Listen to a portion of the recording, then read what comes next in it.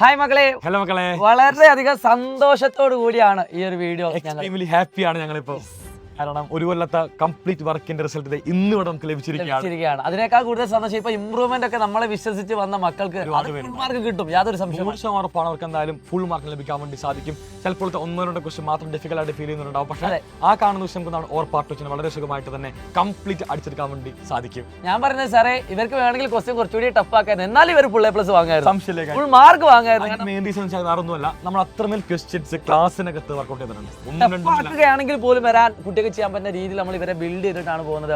സാറേ, +2 പറ്റി എന്താ പറയാ? +1 കഴിഞ്ഞു തന്നെ പറയാം. തീർച്ചയായും +1 കഴിഞ്ഞു. ഒരാൾക്ക് പോലും ഇനി ഇമ്പ്രൂവ്മെന്റ് ആവശ്യമുണ്ടെന്ന് വിശ്വസിക്കുന്നില്ല. അത്രയ്ക്കും ഈസി ആയിട്ടാണ് +1 മാത്തമാറ്റിക്സ് കടന്നു പോയത്. ഫിസിക്സ് ഏകദേശം സമാനമായിട്ടുള്ള വലിയൊരു കുഴപ്പമില്ലാത്ത രീതിയിൽ, കെമിസ്ട്രി വലിയ കുഴപ്പമുണ്ടായിരുന്നില്ല.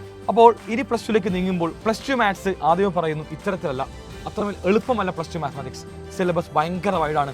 +1 സിലബസ് കുറച്ച് കുറവാണെങ്കിൽ +2 സിലബസ് ഗംഭീര വൈഡാണ്. ഒരു കടലാണ് +2. ചാപ്റ്റർ എണ്ണം ഒന്ന് കുറവാണെങ്കിൽ പോലും അത് പഠിക്കാനുള്ള അളവിന്റെ എണ്ണം കുറച്ച് കൂടുതലാണ്. അതിപ്പോ ഒറ്റപാഠം മാത്രം മതി ആ കാണുന്ന അളവ് കാണിക്കാനായിട്ട്. ഇന്റഗ്രൽസ് അത് മാത്രം മതി. ഏറ്റവും കൂടുതൽ ഏറ്റവും വലിയ ചാപ്റ്റർ എന്ന് പറയാൻ വേണ്ടി ഇന്റഗ്രൽസ് മാത്രമല്ല, ചോദ്യങ്ങൾ ഒരു ചാപ്റ്റർ മാത്രമായിട്ട് നിങ്ങൾ പഠിക്കാനുണ്ട്. ഇന്റഗ്രൽസ് മാത്രമല്ല, കാൽക്കുലസിലെ എല്ലാ പാഠങ്ങളും അത്ര തന്നെയാണ്. നമുക്ക് അത്യാവശ്യം പഠിക്കാൻ വേണ്ടി ഒരുപാടുള്ള ചാപ്റ്റേഴ്സ് ആണ് നമുക്ക് നിങ്ങൾ +2 കാണാൻ വേണ്ടി പോകുന്നത്. പക്ഷെ ഒരു പേടി പേടിക്കേണ്ട, നിങ്ങളുടെ കൂടെ ഞങ്ങളുണ്ടാവും. ഒരു കാര്യം ഉറപ്പിച്ച് പറയാണ്, അവസാനത്തിൽ വന്ന് പഠിക്കാൻ നിൽക്കുകയാണെങ്കിൽ ചുട്ട അടി തരണം അല്ലേ? അത് നോ ഡൗട്ട്. അതെ, അതിപ്പോ ഇന്ന് രാവിലെ പോലും ഒരു ചോദ്യം ഉണ്ടായിരുന്നു, സാർ ഇനി പഠിച്ചാൽ മക്കളെ അങ്ങനെ ആവരുത്. നമ്മൾ എന്ത് ചെയ്യണം? നമ്മൾ സിസ്റ്റമാറ്റിക് ആയിട്ട് +2 ആരംഭിക്കുമ്പോൾ തന്നെ ഗംഭീരമായി പഠിച്ചുകൊണ്ട് പോകണം. എന്നാൽ മാത്രമാണ് നമുക്ക് +2 ക്ലാസ്സിലെ ഓരോ വിഷയം ഈസി ആയിട്ട് മാറുള്ളൂ എല്ലാവരും മനസ്സിലാക്കണം. ഈ ചോദ്യപേപ്പർ കണ്ടുകൊണ്ട് നിങ്ങൾ +2 വിലയിരുത്തരുത്. ഇത് കമ്പാരിറ്റീവ്ലി ഒരു ഈസി ക്വസ്റ്റ്യൻ പേപ്പറാണ്. അത്ര ടോപ്പ് ലെവൽ, അതായത് ഡിഫിക്കൽട്ട് ആയിട്ടുള്ള ക്വസ്റ്റ്യൻ പേപ്പർ അല്ല, എന്നാൽ ഭയങ്കര ഈസിയും അല്ല.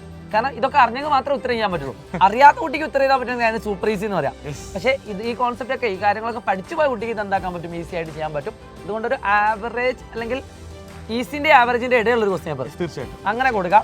സോ +2 അങ്ങനെ ആയിരിക്കില്ല. അതുകൊണ്ട് ആദ്യം മുതലേ പഠിച്ചു പോവുകയാണെങ്കിൽ ഒരു ടെൻഷനും വേണ്ട. നമ്മുടെ അഗ്നി ബാച്ചിലും സൂപ്പർ കിങ്സ് ബാച്ചിലും ഒക്കെ നിങ്ങൾക്ക് ജോയിൻ ചെയ്യാവുന്നതാണ്. ഇതാക്കാൻ നമ്മൾ വിളിക്കാം കേട്ടോ. അപ്പോൾ പിന്നെ നമുക്ക് +2 കാണാം. സോ ഞങ്ങളുണ്ടാവും +2. ബൈ.